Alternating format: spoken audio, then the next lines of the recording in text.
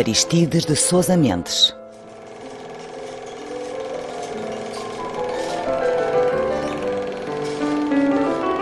Nos conturbados tempos da Segunda Guerra Mundial, quando a crueldade, a tirania e o egoísmo dominavam o mundo, algumas personalidades destacaram-se pelo heroísmo da sua bondade e sensibilidade perante os problemas dos seus próximos, mesmo arriscando as suas próprias vidas.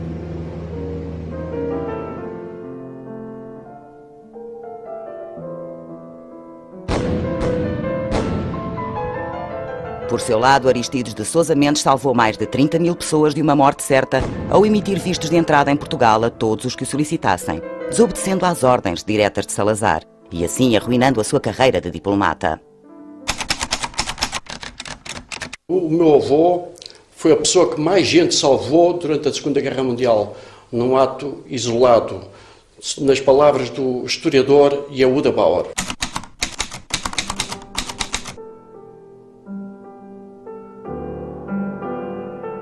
Nasceu em 19 de julho de 1885 em Cabanas de Viriato, uma aldeia do distrito de Viseu, na Beira Alta.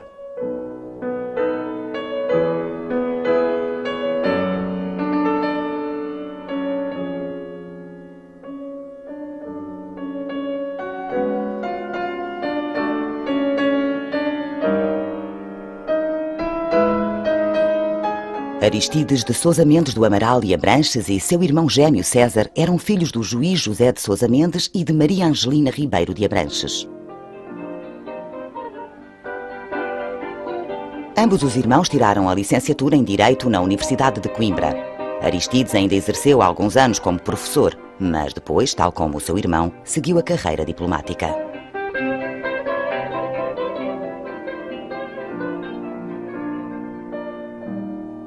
Em 1908, casou com Maria Angelina Coelho de Sousa Mendes, sua prima direita. O casal teve 14 filhos que foram nascendo por todo o mundo, consoante a colocação do pai ou as férias grandes na sua casa da Beira.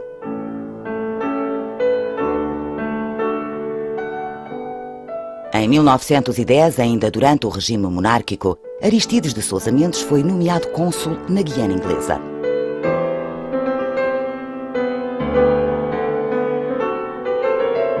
Logo no ano seguinte, por questões de saúde, pediu para regressar a Portugal. Após alguns meses colocado na Galiza, Aristides foi nomeado cônsul em Zanzibar, para onde partiu com a sua família em 10 de novembro de 1911.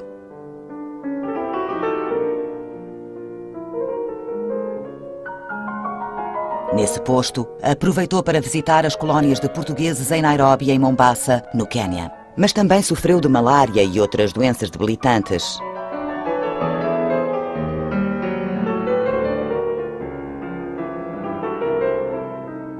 Em 1918, com 6 filhos, foi colocado em Curitiba, no sul do Brasil, onde nasceu mais uma filha.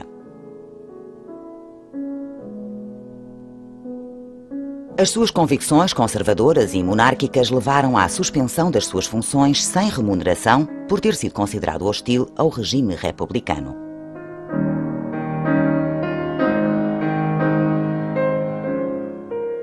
De volta a Portugal e já com 8 filhos, a família passou dificuldades económicas, até que em 1920, após diversos pedidos do seu irmão, na altura com o posto de encarregado de negócios da Embaixada Portuguesa, no Rio de Janeiro, e um abaixo-assinado de 34 cidadãos portugueses de prestígio residentes em Curitiba, o diplomata foi de novo integrado na carreira.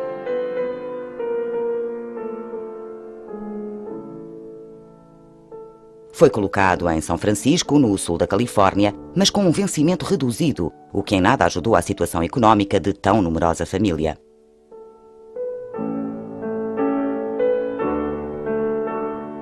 Em 1924, nova mudança para o Brasil, desta vez como cônsul em São Luís do Maranhão, no norte. E depois em Porto Alegre, no extremo sul.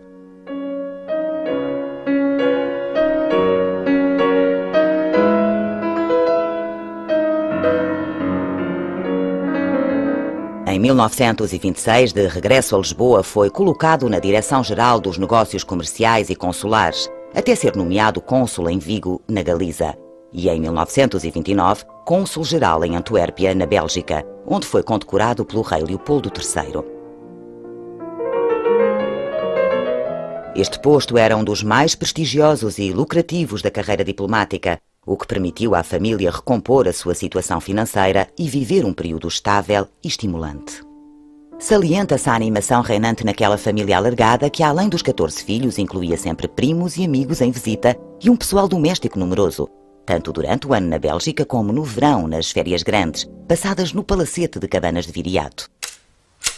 Era uma cara alegre e uma gente alegre, e que a gente apetecia para lá escutar muitas das vezes a música e outras coisas, na verdade, e ouvir aquela alegria.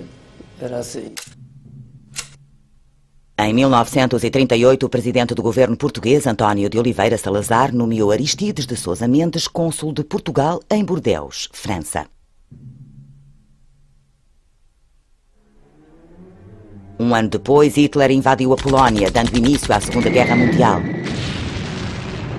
Em breve se seguiram as invasões dos Países Baixos e da França.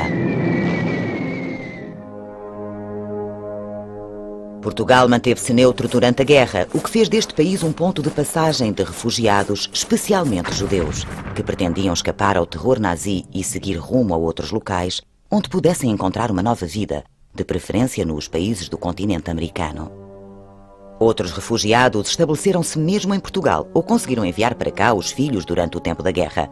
Muitas famílias portuguesas receberam crianças dos países ocupados pela Alemanha nazi. Apareceu sem os seus pais, sem qualquer companhia, um rapazinho que devia ter uns 8, 10 anitos, e que sozinho, completamente sozinho, e que é acolhido no seio da família dos meus avós, como se de um filho se tratasse. E esse rapazinho vinha foi-lhe concedido dormir no quarto dos meus tios. Aliás, o consulado nessa altura estava cheio de refugiados, com certeza aqueles quartos estavam todos ocupados por pessoas em fuga. E na última noite que esse rapazinho passou em Bordeaux, portanto no quarto dos meus tios, ele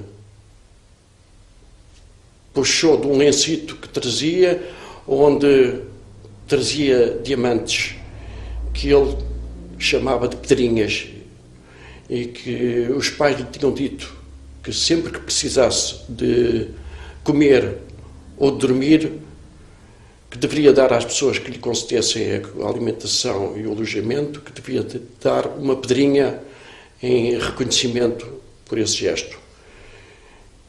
E dizia ele que, como tinha sido tão bem recebido no consulado, e, enfim, tinha recebido tanto carinho e tanto amor, que era a altura, de certeza, para dar uma pedrinha.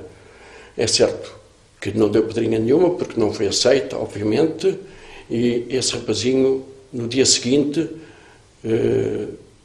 foi com uma família de acolhimento para os Estados Unidos, uma família que tomou conta dele e que o levou para os Estados Unidos. Em 1939, de Bordeaux, o cônsul pediu autorização ao governo de Salazar para conceder vistos a quem procurasse refúgio em Portugal. Sem eles, não poderiam atravessar Espanha e atingir a fronteira portuguesa. Havia uma série de pessoas à frente do consulado que esperavam da parte dele um gesto, que era passar, afinal, um visto que lhes permitisse passarem para a liberdade, fugirem aos campos de concentração, fugirem à morte certa que, sem dúvida nenhuma, os esperava. E o meu avô sentiu que era um problema para os refugiados, era um problema para ele. Como resposta, recebeu uma circular do Ministério dos Negócios Estrangeiros que determinava: as delegações diplomáticas portuguesas só podem emitir vistos a quem for portador de uma passagem válida para navios a sair de Lisboa, não devendo em caso algum ser emitidos vistos a russos, checos, húngaros e em nenhuma circunstância a judeus.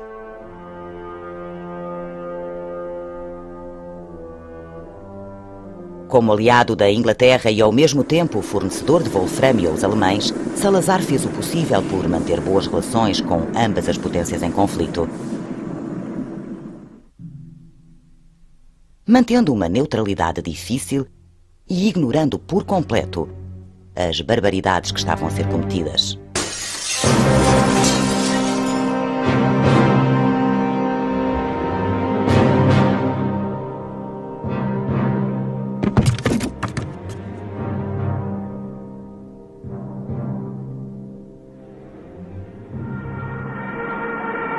Entretanto, junto ao consulado português em Bordeaux e mesmo pelas escadas acima até chegar ao segundo andar onde estavam instalados o escritório e a residência do cônsul, iam-se acumulando milhares de pessoas, famílias completas que acampavam dias seguidos em total desespero com o avanço nazi e com a certeza de que, sem o visto, seriam enviadas para os campos de concentração.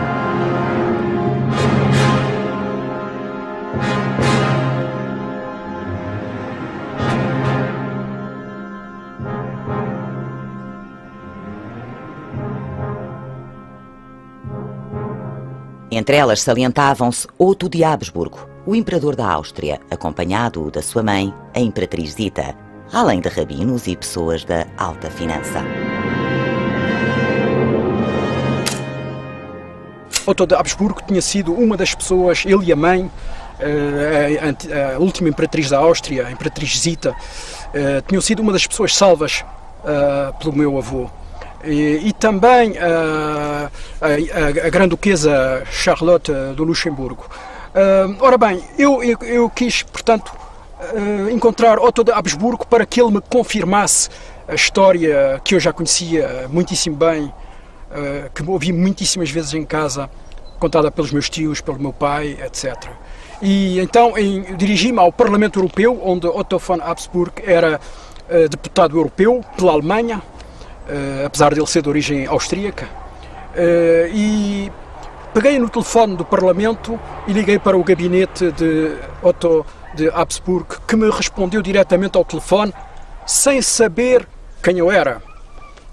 Bom, eu pensei que se dissesse o meu nome, ele não saberia quem eu seria. De maneira que então eu comecei a dizer-lhe, a desculpar-me por o incomodar e dizer-lhe que era neto de um diplomata português que ele tinha encontrado há muitos anos. E imediatamente Otto de Habsburgo, sem saber mais, disse-me: o seu avô foi um homem extraordinário. Nessa altura, conta-se a história de ele levar uns sacos com ouro e que quis dar ao meu avô como recompensa por ele ter salvo, por ele lhe ter concedido vistos.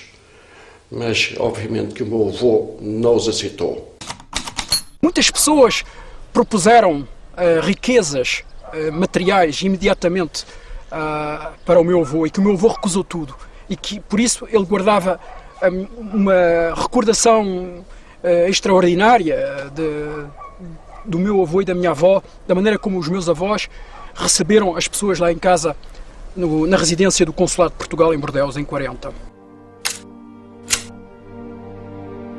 Confrontado com este cenário dramático e com as histórias familiares que todos lhe contavam ao fazer o derradeiro pedido para a sobrevivência, Aristides de Sousa Mendes viu-se a braços com um dilema pessoal. Se concedesse os vistos, punha em causa a sua carreira e o sustento da sua numerosa família. Se não o fizesse, condenava aqueles milhares de pessoas a uma morte certa.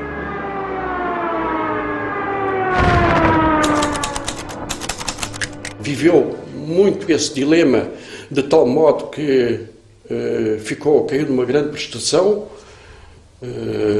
recolheu ao seu quarto durante 3 dias e 3 noites, em que certamente pensou muito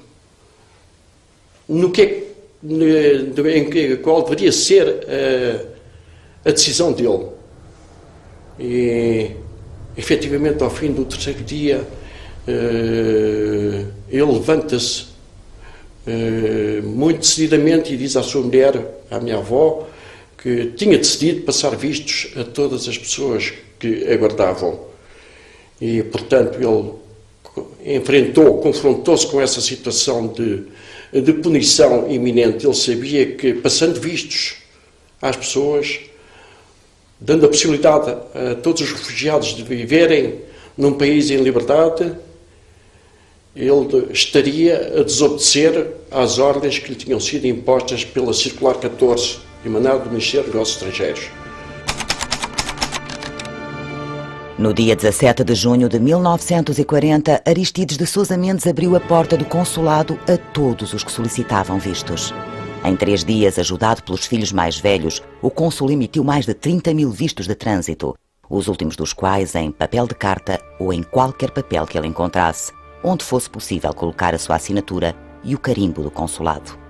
Poucos dias depois deste ato heroico, Aristides de Sousa Mendes foi obrigado a regressar a Portugal.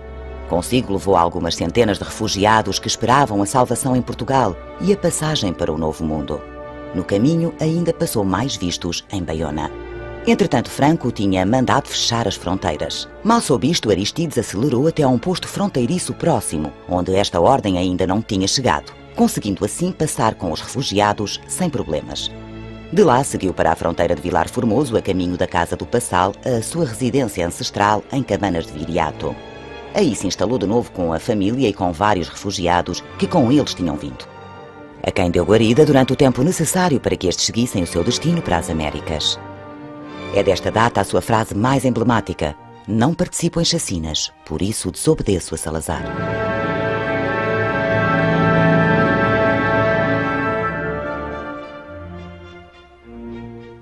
A casa era grande, com 3 andares, e havia gente a dormir por todos os cantos.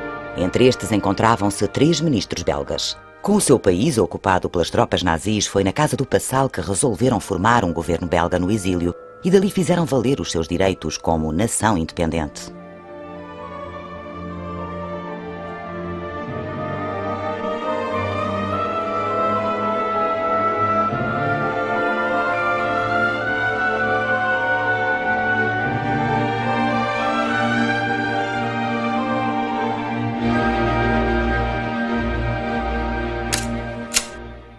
Nesta casa foram acolhidas muitas pessoas, nomeadamente gente importante, oriundas dos países tipo Bélgica, Polónia e Áustria, dos países que eram ocupados pelo regime nazi e que aqui encontraram o seu acolhimento e nomeadamente, o governo no exílio da Bélgica esteve aqui durante um tempo em Cabanas de Viriato e no palacete de Aristides de Sousa Mendes.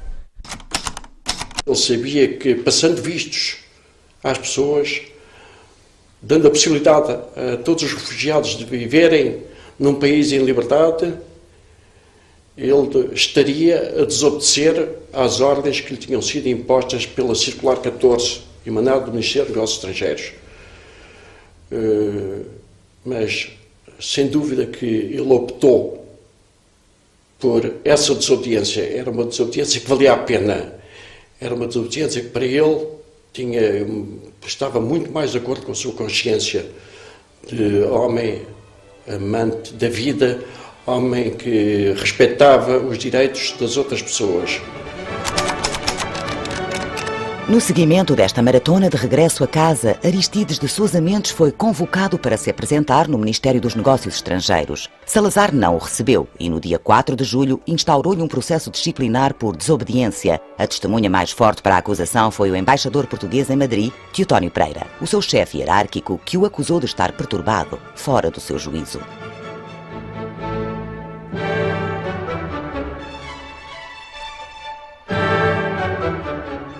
Respondendo ao seu ofício confidencial número 2 de 10 do corrente, venho trazer a Vossa Excelência o meu depoimento no processo disciplinar movido contra o cônsul de Portugal em Bordeus, Sr. Aristides de Sousa Mendes.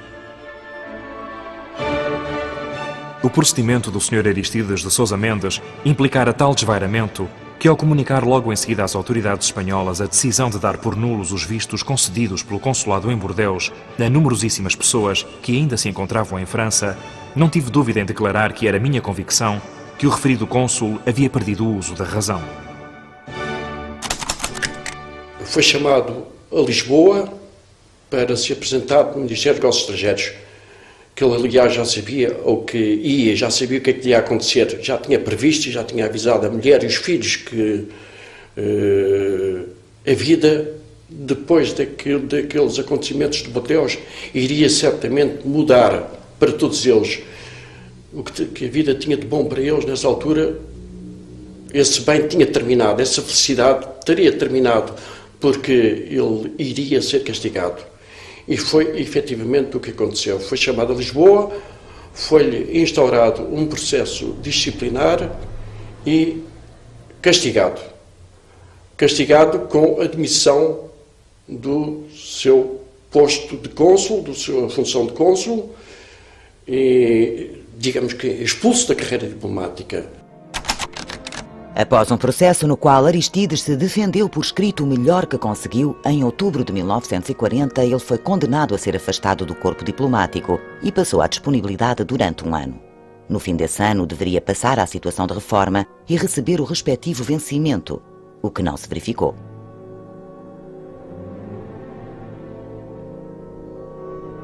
Intimado a responder à nota de culpa que me foi entregue pelo Sr. Dr. Francisco de Paula Brito Júnior, conselheiro de delegação e chefe da repartição das questões económicas, em data de 3 de agosto corrente, tenho a honra de expor a Vossa Excelência o seguinte.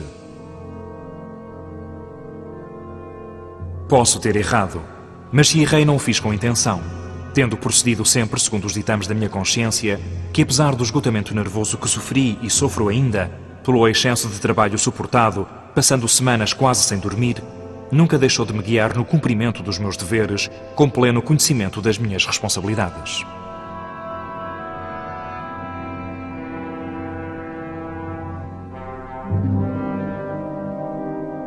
Durante os últimos 13 anos da sua vida ficou sem rendimentos para si e para a sua família. Ainda tentou exercer a advocacia, mas a Ordem dos Advogados barrou-lhe o acesso ao exercício profissional.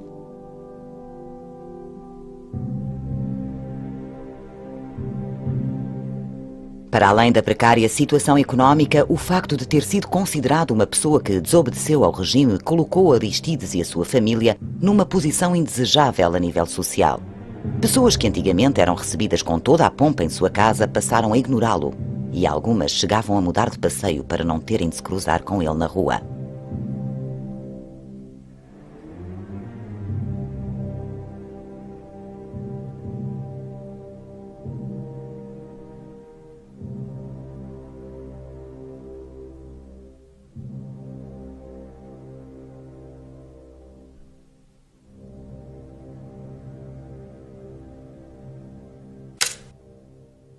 A situação da Aristides Sousa Mendes na época não era fácil, porque nós percebemos quais eram as características da ditadura de Salazar, que segregava as pessoas e, naturalmente, muitos daqueles que aqui encontraram refúgio, muitos daqueles que eram amigos de Aristides Sousa Mendes tinham medo até de se aproximar, com certeza, de Aristides Sousa Mendes. E ele viu-se, ao fim e ao cabo, isolado e só, com o peso daquela grande injustiça que carregava sobre os ombros.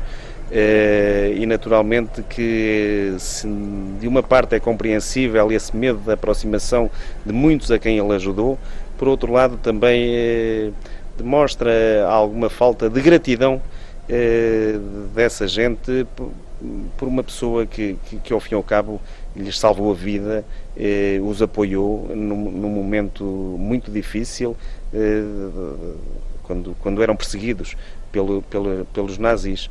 E hoje, naturalmente, que é fácil falarmos sobre isso e abordar determinadas pessoas que ele salvou e que ajudou, mas na época provavelmente seria extremamente difícil, porque as pessoas também tinham medo de serem perseguidas e segregadas, tal como o Aristides Sousa Mendes, só por falarem com ele ou só por virem ajudá-lo. É uma das características que eu julgo que é importante da ditadura de Oliveira Salazar, é esse tipo de medo que incutia nas próprias pessoas.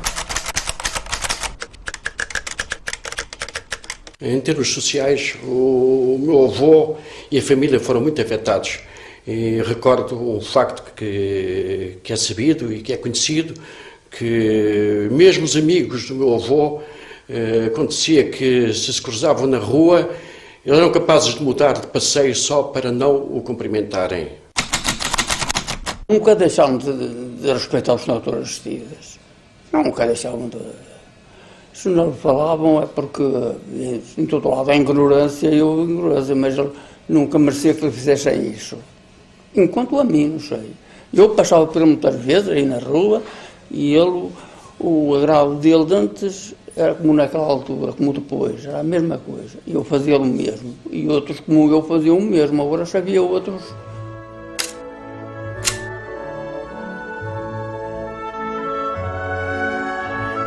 Também o seu irmão César sofreu represálias, pois estava colocado na Polónia e, em agosto de 1940, foi mandado regressar a Portugal.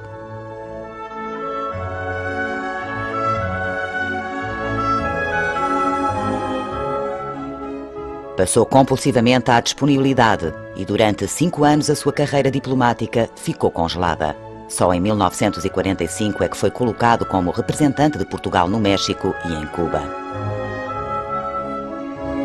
Voltou para Portugal em 1947 e foi colocado como embaixador na Suíça, onde esteve até 1950. Ano em que foi substituído por António Ferro. Regressou a Portugal e reformou-se.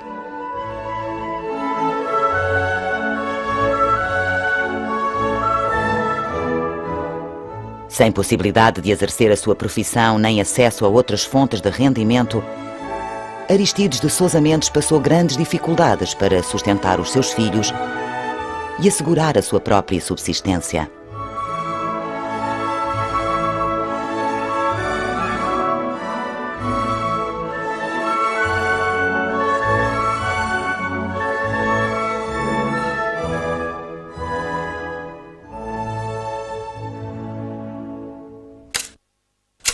Vendeu, ele deixou aqui a quinta como tinha outros bens. Ali para o Alves Jorge tinha lá umas quintas e assim, e tudo isso andou. Nessa tempo de crise, não é verdade? Depois foi-se tornando aquilo que tinha. A última coisa foi aqui a quinta e o palácio.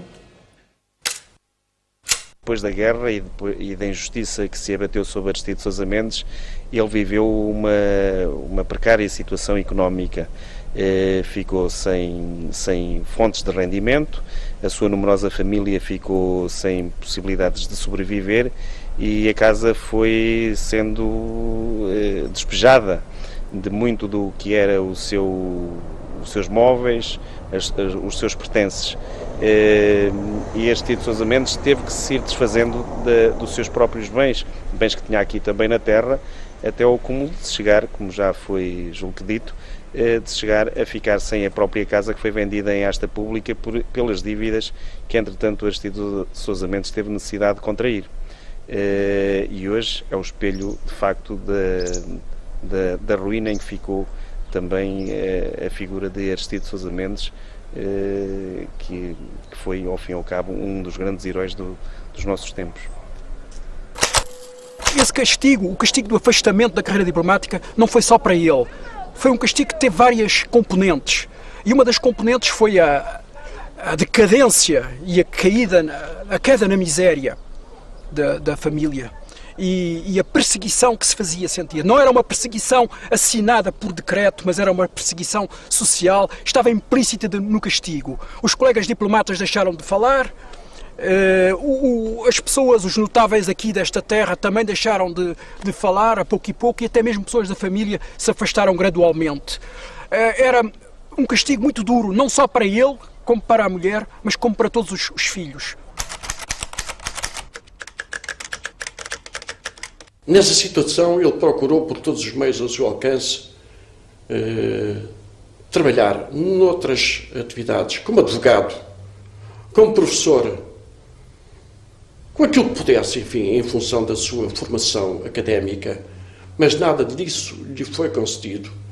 Acabou por ficar numa situação de miséria, não trabalhando, uma situação de grande tristeza, porque acabou por ver os seus filhos fugirem para os Estados Unidos, para outras paragens, e cada vez mais ficar isolado na sua vida.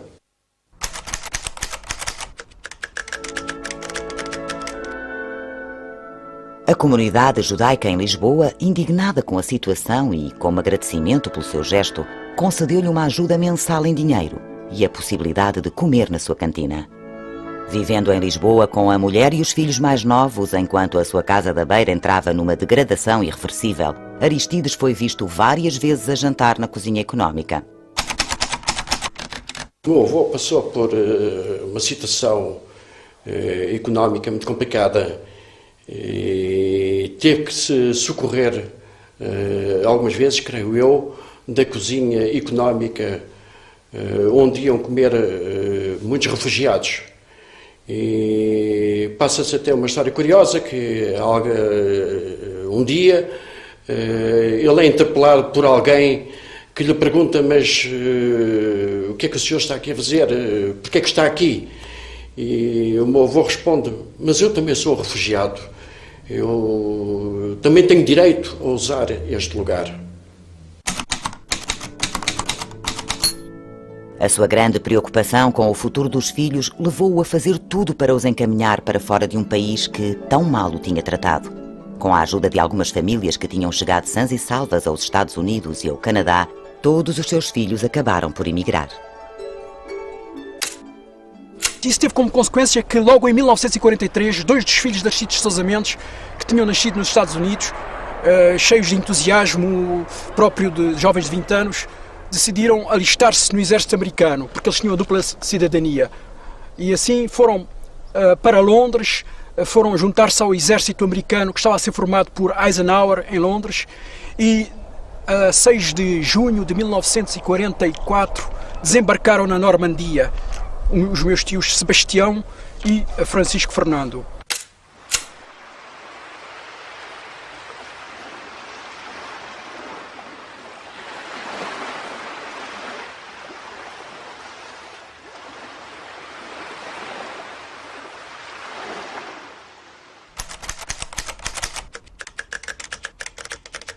Curiosamente, eles acabam por integrar a força de desembarque na Normandia para libertar a Europa do Terceiro Reich, do domínio do Terceiro Reich. E eu tenho a certeza que isso constituiu para ele um ponto de honra, porque os filhos estavam naquele momento com o seu gesto, pelo facto de integrarem o Exército das Forças de Libertação, estavam a dar continuidade ao seu trabalho. Foram os primeiros a sair de casa e nunca mais voltaram. Passaram apenas no fim da guerra, com o uniforme americano, e daí seguiram para os Estados Unidos, onde fizeram a vida deles, casaram-se, tiveram filhos, etc. Esses foram os primeiros a sair. Depois saíram mais 5 para os Estados Unidos. E depois saiu 1 para o Canadá. Depois saíram 2 para a Bélgica. Aliás, uma já tinha casado com um belga. E, portanto, a família dispersou-se toda como um castigo, como se fosse um castigo. Uma das componentes do castigo foi realmente a separação da família. Em 1945, no final da guerra, e apaziguadas as coisas afinal da Europa, em Portugal, ele pensaria que poderia ter chegado a hora de se fazer justiça, de ele ser, de certo modo, enfim, da punição que lhe tinha sido imposta pudesse ser retirada. E com esse intuito, com esse objetivo, ele escreve cartas ao Sr. Presidente da República, escreve cartas à Assembleia Nacional, aos deputados, e tenta mostrar o que é que foi o seu gesto e argumentar em seu favor a sua ação, dizendo que afinal era inconstitucional o tratamento que lhe tinham dado, a punição que lhe tinham imposto. Aristides de Sousa Mendes não desistiu facilmente das suas tentativas de reabilitação.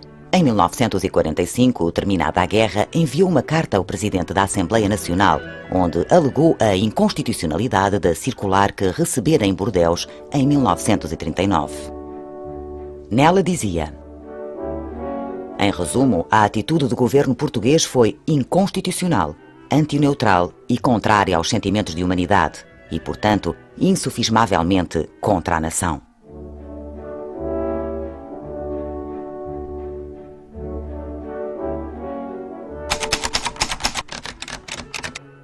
Não surtiu qualquer tipo de efeito.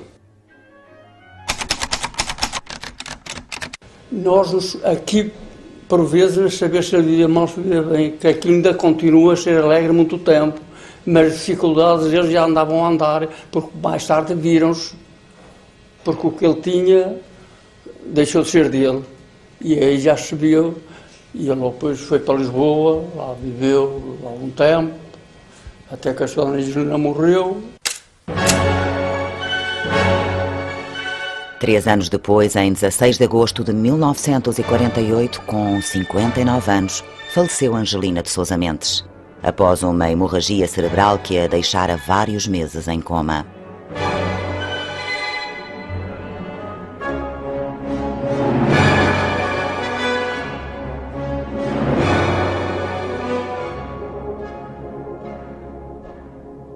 Muito doente e já sem forças, Aristides de Sousa Mendes encontrava-se sozinho em Lisboa, no seu apartamento da Avenida de Berna, quando sofreu um acidente vascular cerebral e foi levado para o Hospital da Ordem Terceira.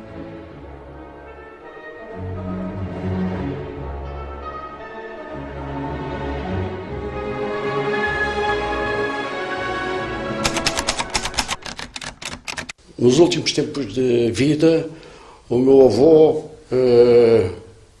sozinho, sem os seus filhos, sem a sua família, e com a doença a afligi-lo, enfim, com a falta de meios também,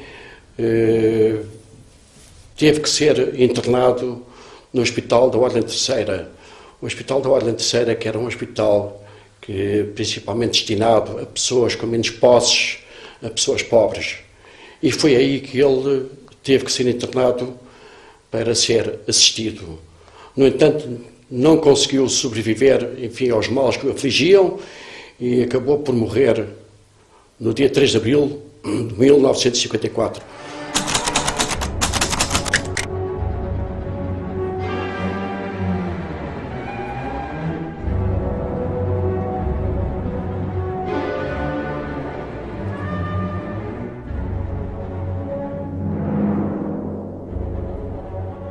Aristides de Sousa Mendes é cada vez mais conhecido em Portugal, mas muito mais nos Estados Unidos ainda, em Israel, no Canadá, em França e por aí fora, até no Japão. Nos Estados Unidos, ele é cidadão honorário do Estado da Califórnia. Também é cidadão honorário de Israel e tem muitas ruas e muitas cidades do mundo, de vários países europeus, Canadá, Montreal, com o nome de Aristides de Sousa Mendes. Um dia eu passar por aqui e verifiquei que estavam aqui duas senhoras com ar estrangeiro, loiras e altas, e aproximei-me delas e verifiquei que elas estavam com lágrimas nos olhos.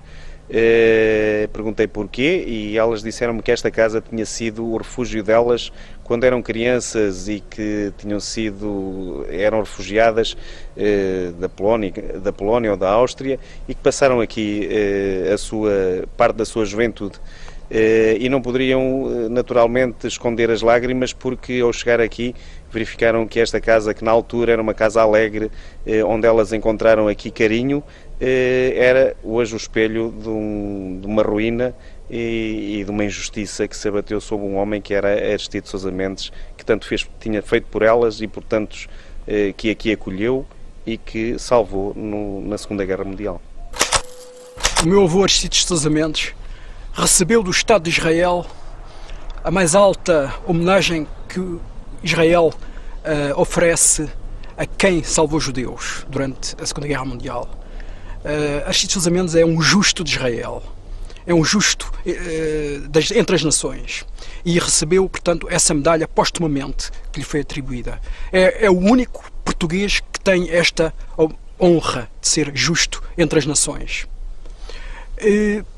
Mas não são só as medalhas e as grandes condecorações que servem para homenagear o meu avô. Muitas pessoas, muitos cidadãos anónimos vêm aqui e diante da casa, prestam a sua homenagem a Aristides Sousa Mendes. Há mesmo grupos que vêm cá, e alguns deles vieram dos Estados Unidos prestar homenagem a Aristides Sousa Mendes. E quando vieram várias vezes, cada vez que vinham, plantavam uma árvore, uma grande homenagem simbólica para Aristides Sousa Mendes, como estas que estão aqui. Muitos outros vêm.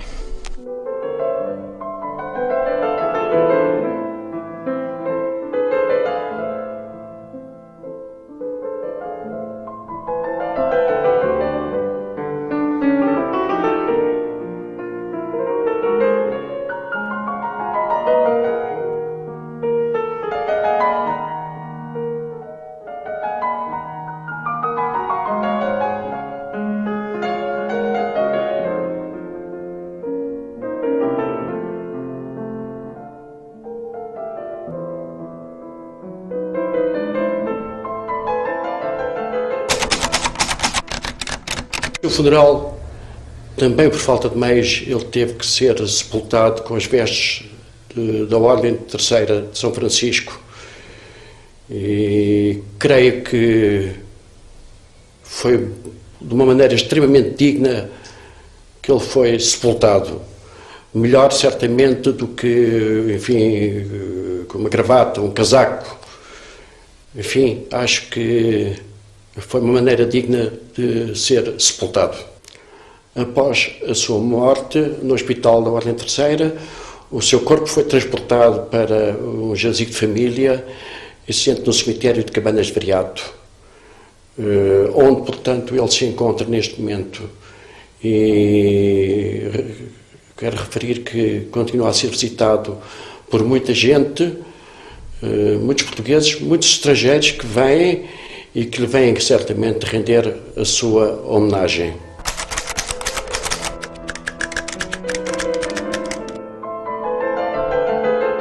Foi sepultado em Lisboa, trajado com o hábito da Ordem de São Francisco. Mais tarde foi transferido pela família para o jazigo dos seus antepassados em Cabanas de Viriato.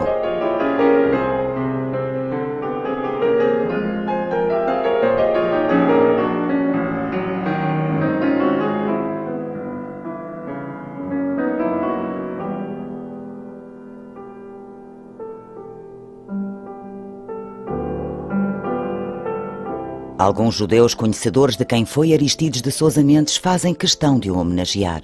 Ao visitar o seu túmulo, mantendo a tradição judaica, nele depositam pedras em honra da sua memória, que para a comunidade judaica não é perene.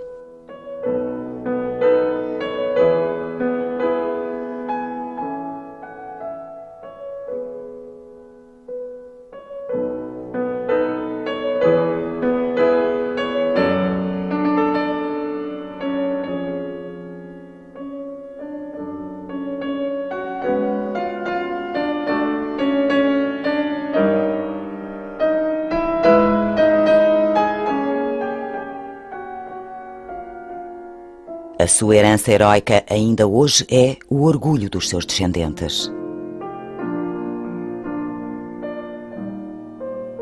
E de todos os portugueses que conhecem a sua história.